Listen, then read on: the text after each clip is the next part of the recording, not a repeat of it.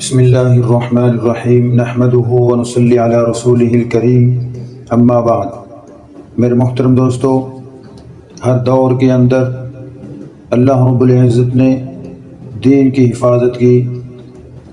دین والوں کی حفاظت فرمائی، اور جب بھی جس وقت بھی دین والوں کے خلاف کوئی سازش ہوئی، دین والوں کے خلاف کوئی برسر پیکار ہوا، اللہ رب العزت نے ان ظالمین کو ختم کیا، اور ہر دور میں اللہ نے دین والوں کی مدد فرمائی، کیونکہ قرآن پاک کے اندر موجود ہے وَكَانَ حَقًّا عَلَيْنَا نَصْرُ الْمُؤْمِنِينَ۔ اور ایک جگہ اللہ نے ارشاد فرمایا إِن تَنْصُرُوا اللَّهَ يَنْصُرْكُمْ وَيُثَبِّتْ أَقْدَامَكُمْ، کہ لوگو اگر تم دین کی مدد کرو گے اللہ تمہاری مدد فرمائیں گے۔ محترم دوستو، دین کی ہر دور میں مدد کرنے والے موجود تھے۔ بیت المقدس جب ہم سے چھینا گیا، یہود و نصارہ نے یلغار کی اور قبلہ اول بیت المقدس کو انہوں نے اپنے قبضے میں لیا، اس کی حرمت کو پامال کیا، تو اللہ رب العزت نے اسلام کی شان، اسلام کی برہان، اسلام کی عظمت صلاح الدین ایوبی کی شکل میں پیش کیا۔ اللہ رب العزت نے اس ہونہار سپوت سے، اس دین کے شیدائی سے، اللہ اور اس کے رسول کے عاشق سے ایسا وہ کام لیا کہ آج تک ان کو فاتح بیت المقدس دنیا کہتی ہے۔ ان کی خدمت ہی ایسی تھی، ان کی یلغار ہی ایسی تھی، ان کا دبدبہ اور رعب ایسا تھا، ان کے اندر ہمت و استقلال اللہ نے ایسی بھری تھی کہ جس طرف بھی رخ کیا کفر کی صفیں بچھا دی، ماتم کی صفیں بچھ گئی۔ جس طرف بھی انہوں نے رخ کرتے گئے کفر کو نابود کرتے گئے، اور ایسی یلغار کی کفر کے خلاف جنہوں نے بیت المقدس پہ فتح قبضہ کیا تھا، جنہوں نے بیت المقدس کی حرمت کو پامال کیا تھا، ان کے لیے یہ ننگی تلوار بن کے سامنے آئے۔ ان کی یلغار کفر کے ایوانوں کے اندر لرزہ طاری کر دیتی ہے۔ جب صلاح الدین ایوبی دین کے لیے علم اٹھاتے ہیں، اپنی تلوار کو نیام سے نکالتے ہیں، گھوڑے پہ سوار ہو کے بیت المقدس کا رخ کرتے ہیں، سب کے سب یہود و نصارہ ان کی گرفت میں آتے ہیں، اور بالآخر اس وقت تک واپس نہیں ہوتے جب تک بیت المقدس کو فتح نہیں کرتے۔ محترم سامعین، صلاح الدین ایوبی کو دنیا آج بھی اچھے الفاظ سے یاد کرتی ہے۔ صلاح الدین ایوبی وہ ایسا مائی کا لال تھا جو انہوں نے ایسا کارنامہ کر کے دکھا دیا، اور اپنی ماں کے دودھ کی لاج رکھتے ہوئے وہ میدان کارزار کے اندر اترتے ہیں، میدان کو فتح کر کے آتے ہیں۔ جب بیت المقدس کو فتح کرنے کا انہوں نے ارادہ کیا تو اپنے ارادے سے پیچھے نہیں ہٹے، ان کے ارادے کے درمیان کوئی چیز حائل نہ ہو سکی۔ سب کفار ڈر رہے تھے، سب کی ٹانگیں کانپ رہی تھیں، سب کے ارادے خاک میں مل رہے تھے۔ ان کی تمنا یہ تھی کہ نعوذ باللہ ہم بیت المقدس کے اپنے قبضے میں کر لیں گے، اور جس طرح چاہیں گے ہم اپنے اختیارات کے ساتھ اس کو تبدیل کر دیں گے اور اپنی عبادت گاہ بنائیں گے۔ لیکن ان کو معلوم نہیں تھا کہ دنیا کے اندر صلاح الدین ایوبی بھی موجود ہے، دنیا کے اندر وہ مرد قلندر موجود ہے جو اتنی ہمت اور استقلال رکھتا ہے، جو اتنی جرت رکھتا ہے کہ کافروں کی نیندیں حرام کر دے، کافروں کی ارادوں کے اندر تزلزل پیدا کر دے، کفر کی دیوار کو ہلائے۔ بالآخر وہ دن آیا کہ اللہ رب العزت نے اس صلاح الدین ایوبی کی ہمت کو اللہ رب العزت نے کامیاب کیا۔ آپ کو اللہ نے کامیابی سے ہمکنار کیا۔ وہ دن دنیا نے دیکھا کہ صلاح الدین ایوبی بیت المقدس کی چابیاں لے کے واپس ہوتا ہے، فاتح بیت المقدس ہو کے لوٹتا ہے، ماں بھی ان کا ماتھا چومتی ہے، باپ بھی کھڑے ہو کے ان کو سلام پیش کرتا ہے، بہن بھائی بھی ان کو سلام پیش کرتے ہیں کہ صلاح الدین تو نے میرے دودھ کی لاج رکھی۔ صلاح الدین ہمیں تو معلوم نہیں تھا کہ اللہ تم سے اتنا عظیم کام لے لیں گے، لیکن انہوں نے کہا ماں جی یہ میری کوئی ہمت نہیں، میرا کوئی کمال نہیں، اللہ کا کمال ہے۔ میرے رب نے مجھے اس کام کے لیے چنا، میرے رب نے میری جھولے میں یہ چیز ڈالی، میرے رب نے مجھے اس لائق سمجھا کہ میں اس کے گھر بیت المقدس کو کفار کے پنجے سے آزاد کراؤں۔ لہٰذا میں نے عزم کیا تھا، ارادہ کیا تھا، اپنے ارادے مصمم کے ساتھ، اپنے اللہ کے معیت، اللہ کی طاقت، اللہ پہ بھروسہ کر کے میں نے قدم اٹھائے تھے، اور میں نے اسی وقت ارادہ کیا تھا کہ جب تک میں بیت المقدس کو فتح نہیں کر لوں گا اس وقت تک ہمارے گھوڑے واپس نہیں ہوں گے، ہمارے قدم واپس نہیں اٹھیں گے، ہم اپنے گھروں کو نہیں جائیں گے۔ جب ہم بیت المقدس کی چابیاں لے کے بیت المقدس کے فاتح بن کے آئیں گے اس وقت ہم گھر اپنے جائیں گے، ورنہ اس کے بغیر ہم گھر نہیں لوٹ کر جا سکتے۔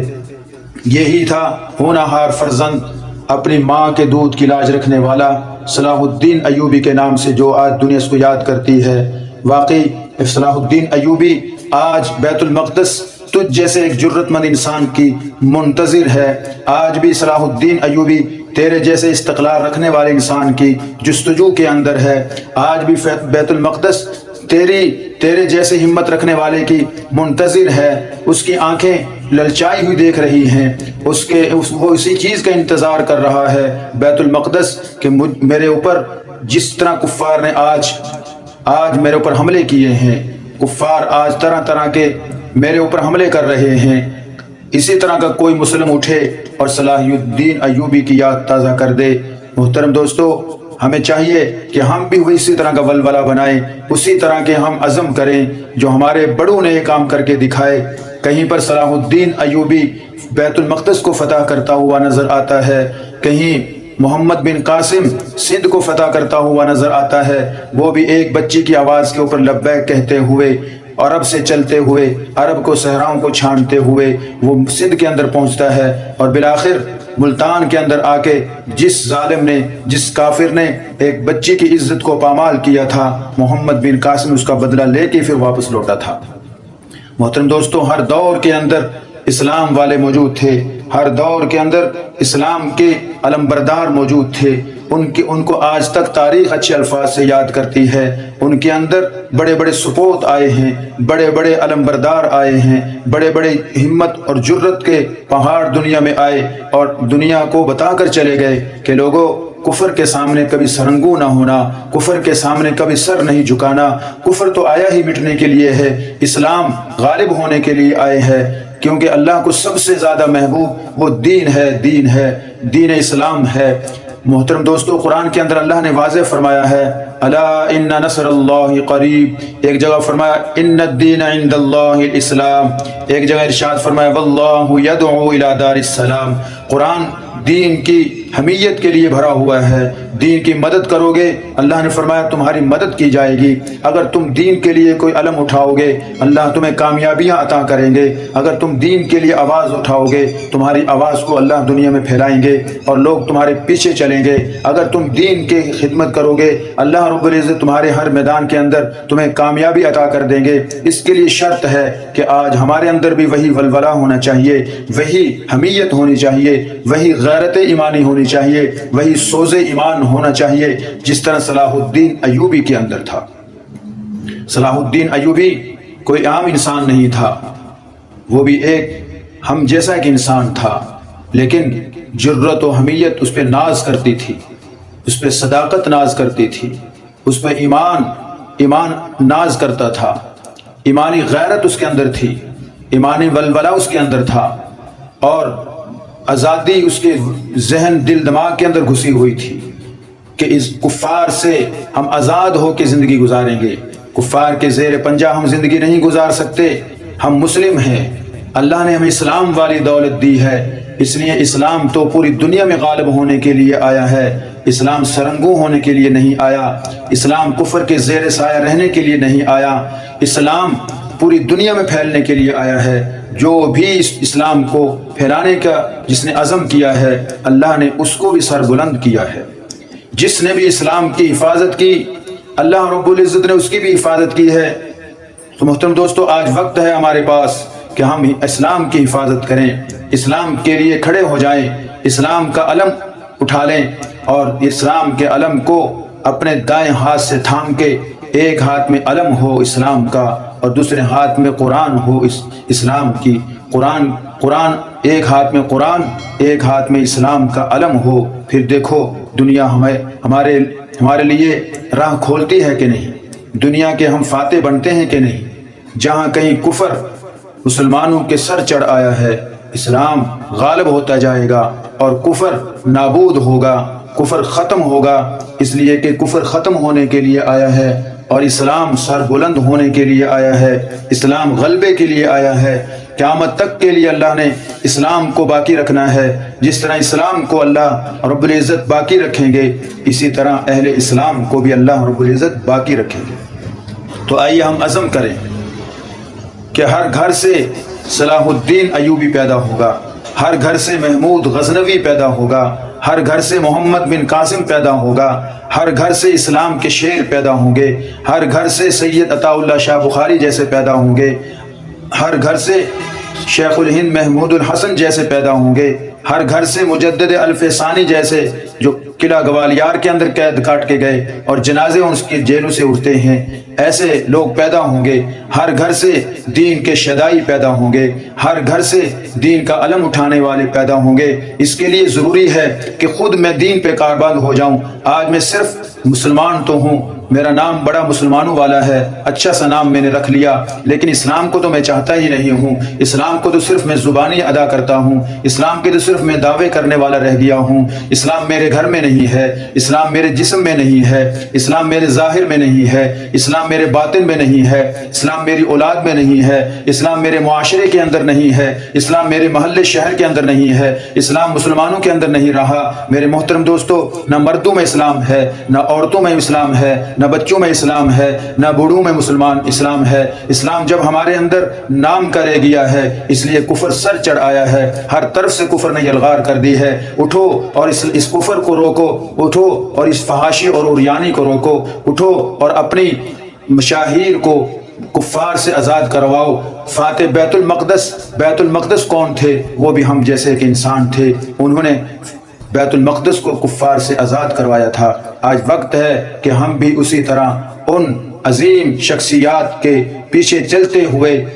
اسلام کے لیے عزم کر لیں، اسلام کے لیے ارادہ کر لیں کہ ہم جب تک ہماری زندگی ہے، ہم اسلام کو زندہ کرنے کے لیے اٹھیں گے، ہم اسلام کو غالب کر کے رہیں گے۔ دیکھو، اگر ہم ارادہ کریں گے، اللہ رب العزت ہمیں ہمت بھی دیں گے، اللہ رب العزت ہماری مدد بھی فرمائیں گے۔ یہ تب ہی تو ہے نا جب ہم اسلام کے لیے اپنے گھر کو چھوڑیں گے، جب ہم اسلام کے لیے ہمت اور حوصلہ کریں گے، جب ہم اسلام کے لیے اپنے آپ کو پیش کریں گے، اپنی اولادوں کو پیش کریں گے، اپنا مال پیش کریں گے، اپنے گھر بار کو پیش کریں گے۔ یہ اسی وقت اسلام کا غلبہ ہوگا، کفر خود بخود ختم ہوتا جائے گا، کفر وہیں جائے گا جہاں سے وہ آیا ہے۔ محترم دوستو، اللہ رب العزت ہم سب کو ان عظیم شخصیات کا ادب و احترام کرنے والا بنائے، ہمیں بھی وہی عزم اور استقلال دے، ہمیں بھی وہی حمیت دے، ہمیں بھی وہی غیرت ایمانی دے جو ان کے اندر تھی۔ صلاح الدین ایوبی ایک عجیب داستان رقم کر گیا ہے، ایک عجیب تاریخ لکھ کر چلا گیا ہے کہ شیر کی ایک دن کی زندگی اور گیدڑ کی 100 سالہ زندگی سے شیر کی ایک دن کی زندگی بہتر ہے۔ یہی تو ہے، اس کا اشارہ اس بات کی طرف ہے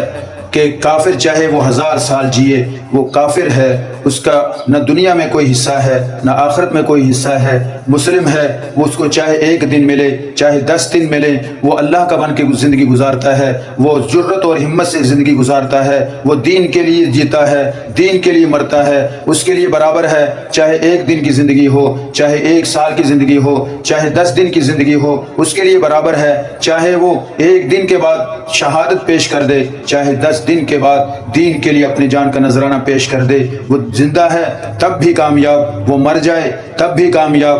مسلمان دونوں طرح سے کامیاب ہوتا ہے، زندہ رہے تو اس کو وہ زندگی ملے تو وہ دین کے لیے کام کرتا ہوتا ہے، دین کے لیے کوشش کرتا ہوتا ہے، اور اگر وہ مر جائے تو شہادت کا جام پی لے تو اللہ اس سے ملاقات ہو جاتی ہے، اس کی آخرت اچھی ہو جاتی ہے۔ مسلم ہے تو بے تیغ لڑتا ہے سپاہی، کافر ہے تو شمشیر پہ کرتا ہے بھروسہ۔ وآخر دعوانا ان الحمد للہ رب العالمین۔